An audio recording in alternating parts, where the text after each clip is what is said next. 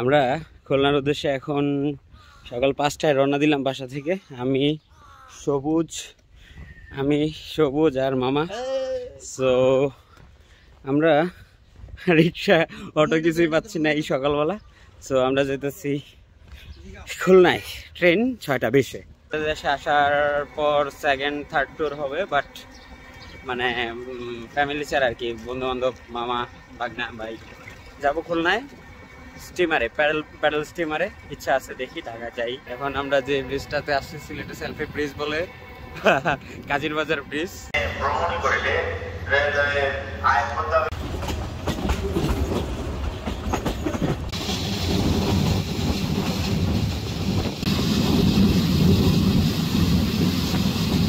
আমরা এখন পদ্মা সেতুর পাশে দিয়ে আরিয়ান সেতু পার হচ্ছি। সবাই আমার জন্য দোয়া করবেন।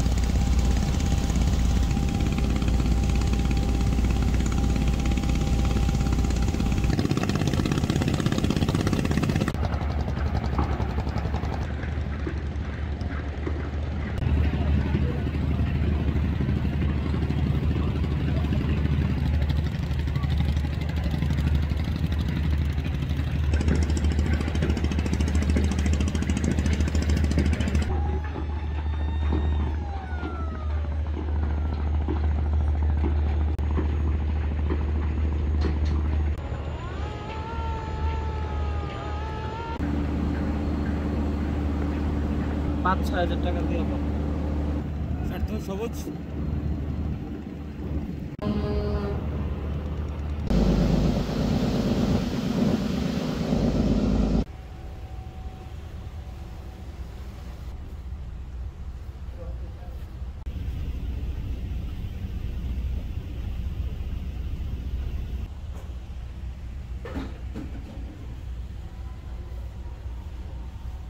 সাথে ডুব দিতে পারো? একবারে মনে করো পড়ে গেল নিচে, ডুব দিয়ে তুলে আনতে পারবি? তোর 1.5 টাকা দামের মোবাইলের লেগে আমি আমার জান দিয়ে দেবো। এটা এডিট করে দেবো আমরা, সমস্যা নেই। আসলে আমরা প্যাডেল স্টিমার দিয়ে যাওয়ার কথা, কিন্তু প্যাডেল স্টিমার আমরা পাই নাই। ওয়েবসাইটে দেওয়া বৃহস্পতিবারে ছাড়বে, কিন্তু আসলে এটা বুধবারে ছাড়ে। সো আমরা এসে দেখি যে ওই রকেটটা নাই, যেটা 100 বছর পুরোনোর ভিন্টেজ রকেট। পরে আমরা মধুবতী নামে একটা মডার্নাইজড সকল্ড একটা শিপ আছে, যেটা রকেট বা স্টিমার বলে ওরা, মানে ওই ক্যাটাগরিতেই ফেলানো হয়েছে। সো তবে যখন আমরা পাইনি তখন ভাবলাম যে খুলনা ট্রেন দিয়ে যা লাভ কি, নদীর ভ্রমণটা হয়ে যাক। পরে এটাতে আমরা এসে উঠে গেলাম। সো সামহাও আমরা স্টাফ কোয়ার্টারে স্টাফদের যেই ক্যাবিন আছে ওই ক্যাবিনটা নিছি। সো প্রচুর গরম ছিল রাতে ওই ক্যাবিনে, সহজে আমি ঘুমাইতে পারিনি।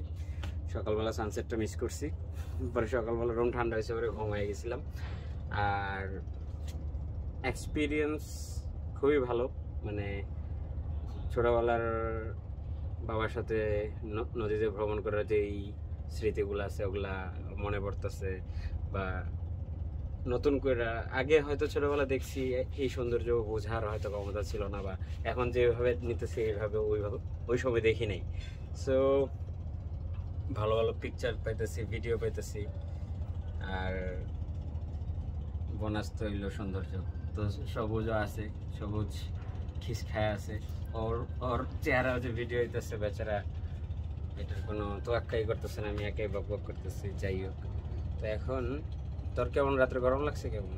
গরমটা আসলে একটু বেশি। আসলে আমরা সবুজের মনে হচ্ছে হিট স্ট্রোক করবো, বাট সবুজের শরীর দেখা বোঝা যেতেছে যে ওর মতো মানুষ যদি ওই রুমে হিট স্ট্রোক করে তাইলে পৃথিবী ওই রুম কত গরম হইতে পারে।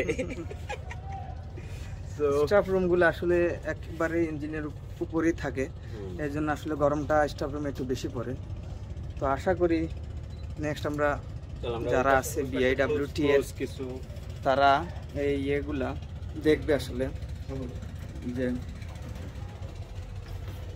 তাদের এই যে গরম ঠান্ডার বিষয়টা দেখবে, কারণ তারা দীর্ঘ 20 ঘন্টা 22 ঘন্টা তারা জার্নি করে, কিন্তু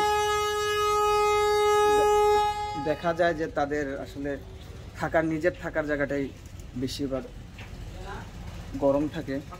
কারণ কালকে রাত্রে আমরা যে গরমটা আসলে গরমটা বুঝছি, অনেকই গরম। জাকারিয়া মামু মিসিং, জাকারিয়া মামু এখনো ঘুমায় আছে। তবে আমাদের এই ট্রিপের প্রায় মোটামুটি আমরা 14 ঘন্টা ট্রিপ হয়ে গেছে অলরেডি, আরও 5-6 ঘন্টার মতো আমরা ট্রিপ দিব। তারপরে সিলেট থেকেও আমরা প্রায় 8 ঘন্টা একটা ট্রিপ করে আসছি ট্রেন জার্নি। সে কারণে আসলে এটা একটা ঘাট, আসলে এই ঘাটের আমরা একদম গ্রামের পাশেই ঘাটটা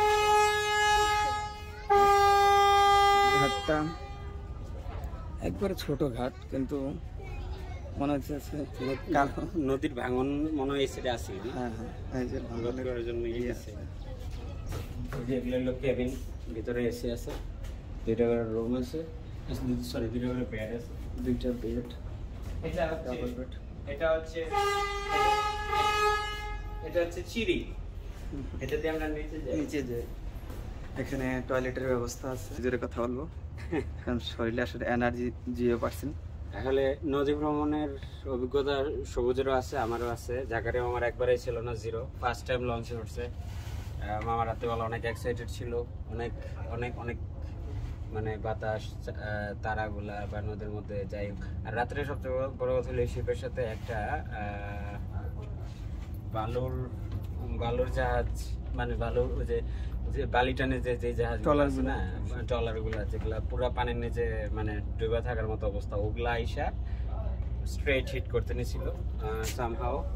আমাদের ক্যাপ্টেন খুব এক্সপিরিয়েন্সড, উনি টোটাল মানে ফেস টু ফেস হিটটা বাঁচায়া কার্ভ করে সাইড দিয়ে নিছে, পরে পেছন থেকে হিট করছে সাইড থেকে। সো আমি খুব প্যারানয়েড হয়ে গেছিলাম, কারণ আমি ফিল করলাম যে ভালোর যে জাহাজটা আছে সবুজ ওই সাইডে এসে পড়ছে, দেখার জন্য কি হইতেছে। আমরা লেফটে ছিলাম, এটা ঘটনাটা ঘটছে রাইটে না।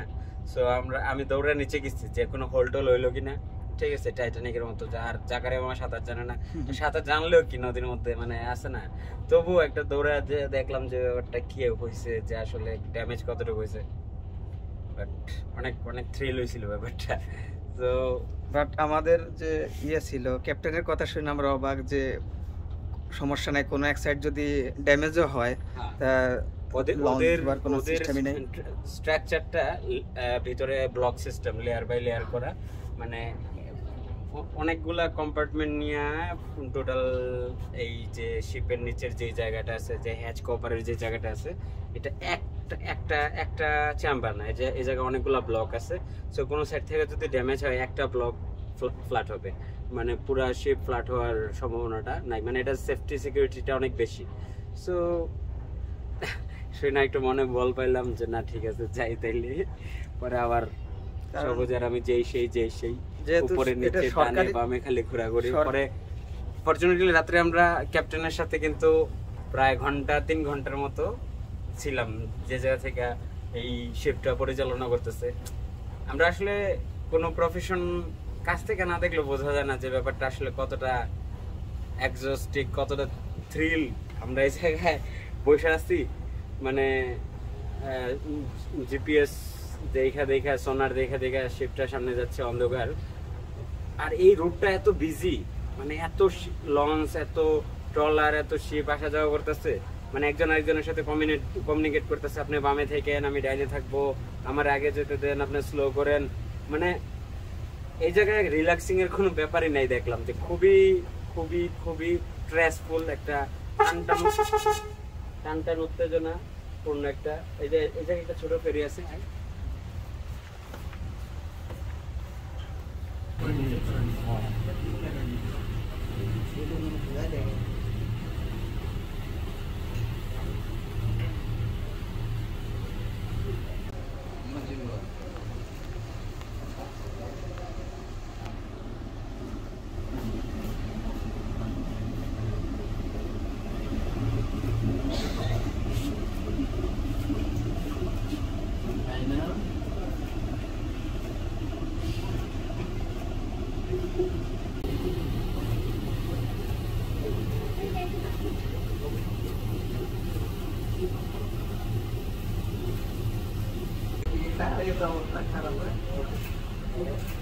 আফ্রিকায় যেটা হারাইছি ওটা তো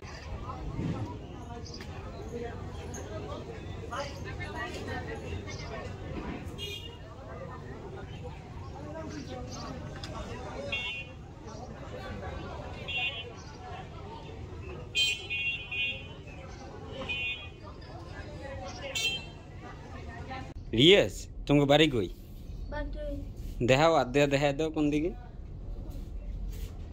ওই ট্রেনের ঘরটা হ্যাঁ এই যে ভ্যান গাড়ির সামনেরটা আচ্ছা এই যে এটা না এই যে এই বাড়ি আচ্ছা আচ্ছা আচ্ছা কই যেতেছো তুমি সন্ন্যাসী তোমরা তো কোটিপতি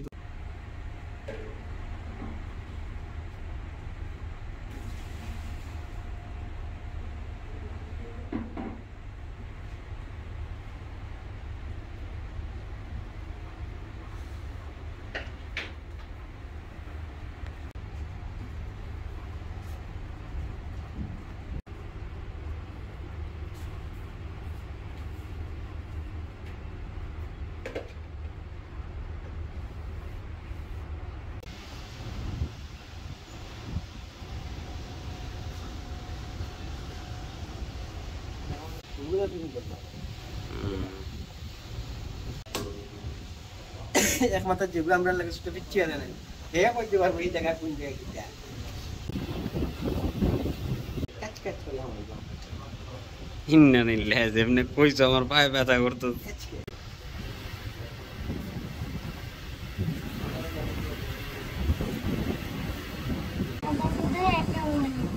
মোবাইল নাই কোথায় এখন নাই কিন্তু গরিব দুষ্টামি করে কত বড় খারাপ চালায় মামা দেখছো আল্লাহ বাচ্চা করে কি কয় আমার দিদি ভাই ওখানে আর্টিকুলার তরবাল টাকা নেওয়া করতে হবে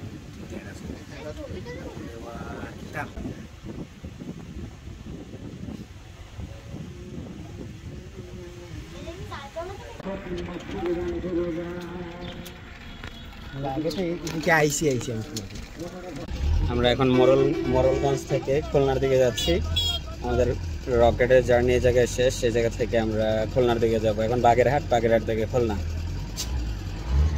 সবুজ জার্নিটা ভালো ছিল তবে একটু ভালো হতো যদি আমরা গরমটা শীতকালে আসতাম